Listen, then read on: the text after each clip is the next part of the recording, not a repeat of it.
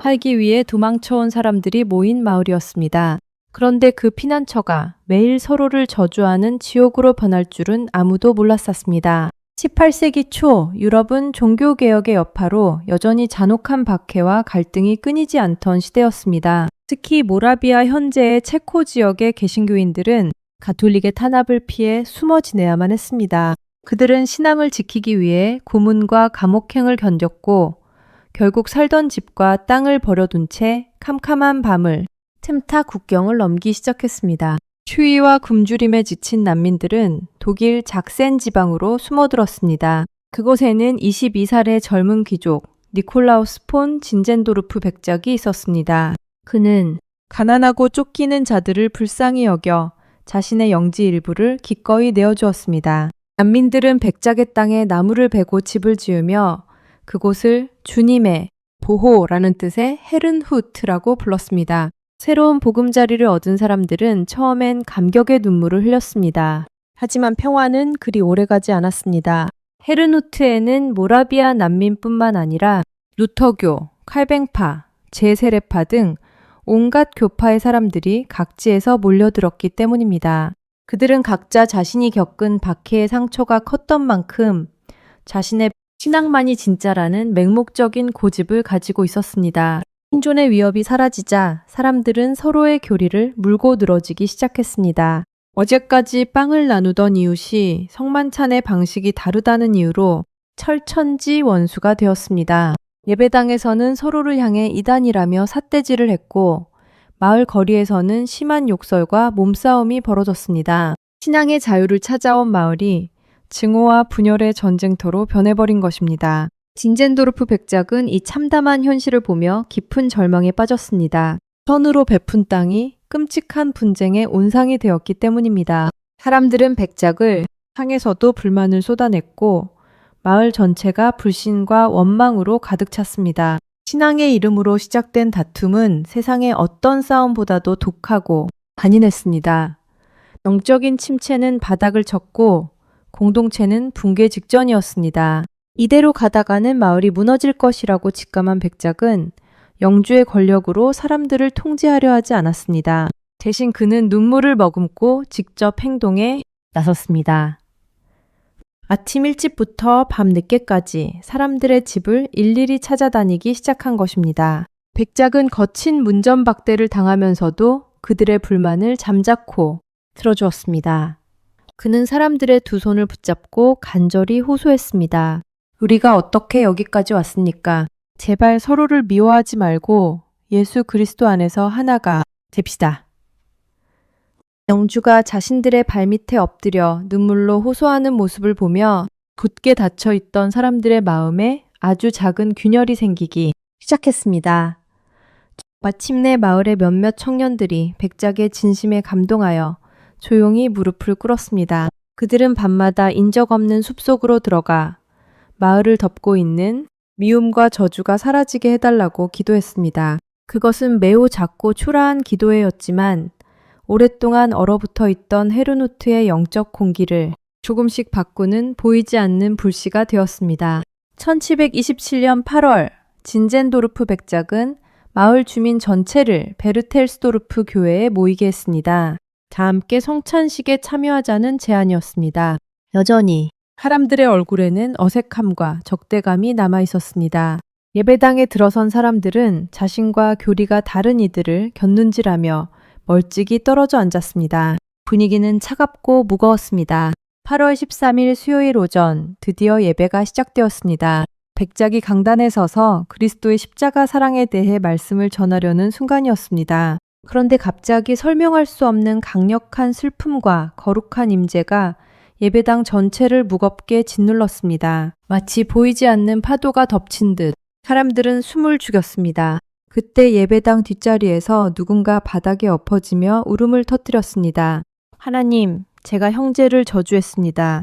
저의 악한 교만을 용서해 주십시오. 그 한 사람의 고백은 예배당의 차가운 침묵을 완전히 박살냈습니다. 순식간에 예배당 곳곳에서 통곡 소리가 터져 나왔습니다. 사람들은 누가 원졸할 것도 없이 의자에서 내려와 바닥을 뒹굴며 회개하기 시작했습니다. 그곳에서는 놀랍고 충격적인 풍경이 펼쳐졌습니다. 몇 달 전까지만 해도 멱살을 잡고 침을 뱉으며 싸우던 사람들이 서로를 찾아가 끌어안고 엉엉 울기 시작한 것입니다. 내가 당신을 미워했습니다. 나를 용서해 주시오. 신학적인 논쟁이나 교리의 차이는 더 이상 아무런 의미가 없었습니다. 오직 자신들의 끔찍한 위선과 죄악을 직면한 눈물만이 가득했습니다. 그날의 예배는 정해진 시간에 끝나지 않았습니다.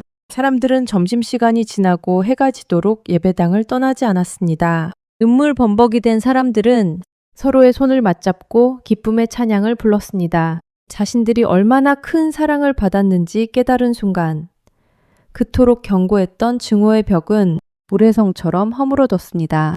자정이 다 되어서야 사람들은 발걸음을 돌렸습니다. 단 하루의 성찬식 예배가 쪼개져 있던 마을을 완전히 하나로 용접해버렸습니다. 다음날 아침, 헤르누트는 전날과는 전혀 다른 마을이 되어 있었습니다. 거리에서 마주친 사람들은 환하게 웃으며 인사를 나누었고 가난한 이웃에게 자신의 식량을 아낌없이 나누어 주었습니다. 교리로 인한 논쟁은 흔적도 없이 사라졌습니다. 은혜를 경험한 마을 사람들은 이 불길을 꺼트리고 싶지 않았습니다. 그들은 자발적으로 놀라운 결정을 내립니다. 24명의 남자와 24명의 여자가 명단을 작성하여 하루 24시간 동안 1시간씩 교대로 쉬지 않고 기도하기로 한 것입니다. 누군가 밤 1시에서 2시까지 기도를 마치면 다음 사람이 찾아와 2시부터 3시까지 기도를 이어갔습니다. 놀랍게도 이 릴레이 기도는 하루 이틀로 끝나지 않았습니다. 비가 오나 눈이 오나 전쟁의 위협이 다가올 때도 기도실의 불은 꺼지지 않았습니다.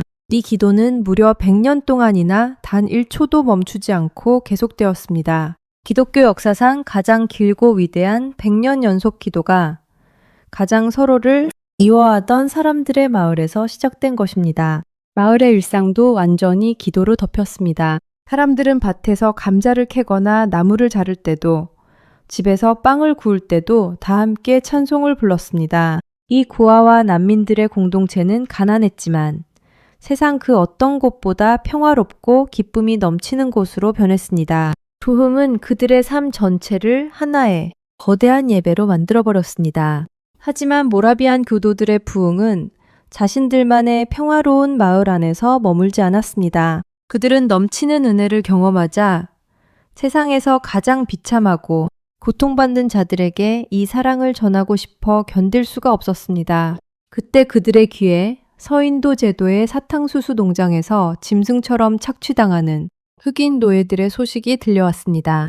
당시 서인도 제도의 노예들에게 복음을 전하는 것은 불가능한 일이었습니다. 백인 농장주들이 선교사의 출입을 철저히 막았기 때문입니다. 그러자 레오나르도 도버와 데이비드 니치만이라는 두 명의 평범한 모라비안 청년이 상상조차 할 수 없는 결단을 내립니다. 자신들이 직접 노예로 살려가서 흑인 노예들과 함께 살며 복음을 전하기로 한 것입니다. 가족과 이웃들은 눈물로 그들을 말렸지만 두 청년의 결심은 확고했습니다. 평생 끔찍한 노동에 시달리다 죽을 수도 있는 길이었습니다. 그들은 가족들과 마지막 인사를 나누고 짐을 꾸려 항구로 향했습니다. 멀어지는 배 위에서 청년들이 손을 흔들자 부두에 서 있던 마을 사람들은 소리내어 통곡하며 그들을 위해 기도했습니다. 이들은 훗날 세계 선교의 방향을 완전히 바꿔놓은 근대 선교의 아버지들이 되었습니다. 모라비안 교도들은 아프리카, 인도, 북미 인디언, 심지어 북극의 에스키모들에게까지 찾아갔습니다. 그들은 텐트를 만들거나 목수로 일하며 스스로 생활비를 벌었고 현지인들과 똑같은 삶을 살며 복음을 전했습니다. 화려한 제국주의적 선교가 아니라 낮아짐과 희생의 선교였습니다. 이 작은 난민 공동체가 만들어낸 영적 파장은 거대했습니다. 훗날 영국에서 침체에 빠져 있던 젊은 목회자 요한 웨슬리가 바다 한가운데서 거대한 포크홀을 만났을 때 두려움에 떠는 영국인들, 틈에서 평안하게 찬송을 부르던 이들이 바로 모라비안 교도들이었습니다. 웨슬리는 그들의 모습에 큰 충격을 받았고 이는 훗날 감리교 부흥운동의 결정적인 계기가 됩니다. 오늘날 독일의 조용한 마을 헤르누트에는 당시 사람들의 이름이 적힌 오래된 묘지들이 정갈하게 누워 있습니다. 그곳에는 귀족도, 농부도, 다른 교파의 출신도 구별되지 않고 모두가 똑같은 크기의 평평한 비석 아래 묻혀 있습니다. 살아서는 서로의 다름을 안고 하나가 되었고 죽어서도 완벽한 평등을 이룬 것입니다. 부흥은 결코 완벽한 사람들이 모인 곳에서 일어나는 것이 아닙니다. 1727년 모라비안 부흥의 기록은 우리에게 매우 뼈아픈 진실을 알려줍니다. 진정한 부흥은 누가 더 성경을 많이 아는지, 누구의 교리가 더 옳은지를 다투는 싸움에서 시작되지 않습니다. 그것은 내가 틀렸음을 인정하고 내가 미워했던 형제의 손을 잡고 눈물을 흘릴 때 비로소 시작됩니다.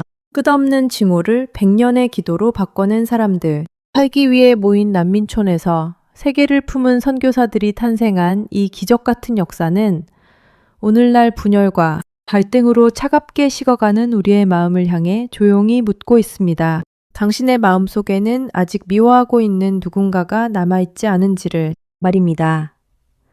오늘 들려드린 모라비안 부흥의 이야기가 여러분의 삶에 진정한 용서와 화해의 울림을 주었기를 바랍니다.